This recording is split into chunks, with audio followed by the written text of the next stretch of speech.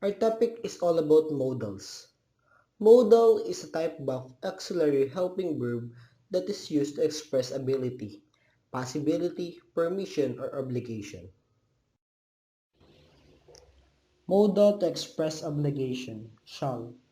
Shall is used to express formal rules and regulations or commands in archaic style.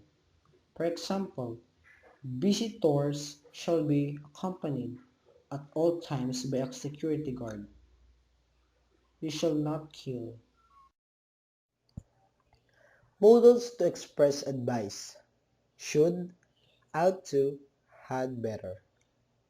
Should, ought to, and had better can express advice.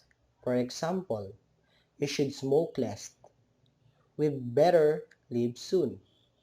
For ought to is less frequently used and is more formal. For example, you ought to thank her. Modals to express permission, prohibition, can, could, may, might, be allowed to, mustn't, be to.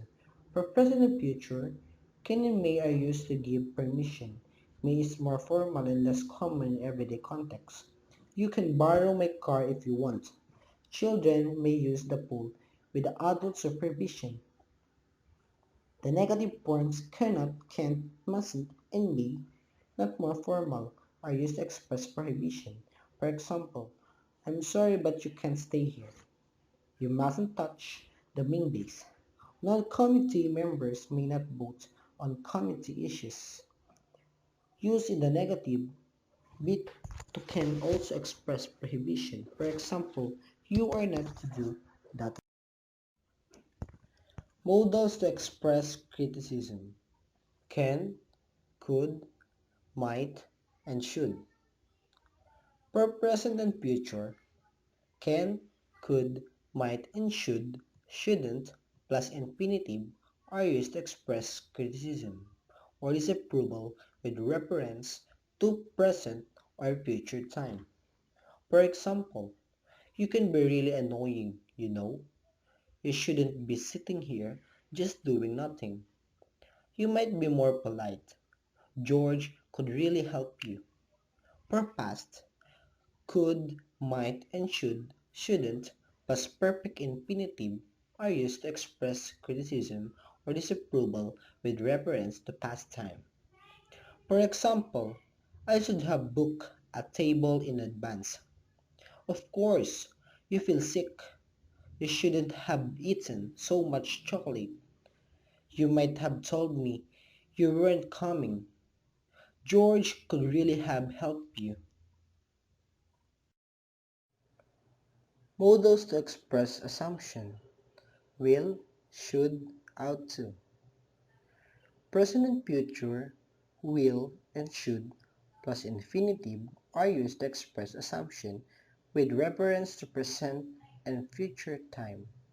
Assumption with will are more probable. For example, the phone's ringing. That I'll be for me. There's no point in speaking louder. He won't understand. I should get back before 9. Is it far from here? I should think so. We're going to Swiss Alps next week. That should be nice. I have never tried to set up a website, but it shouldn't be too difficult. Ought to can be used instead of should, but is less common. For example, Anne ought to be at home by now. Past, will, should, and ought to, plus perfect infinitive are used to express assumption about past events. For example, some of you will have met me before. The plane should have landed by now.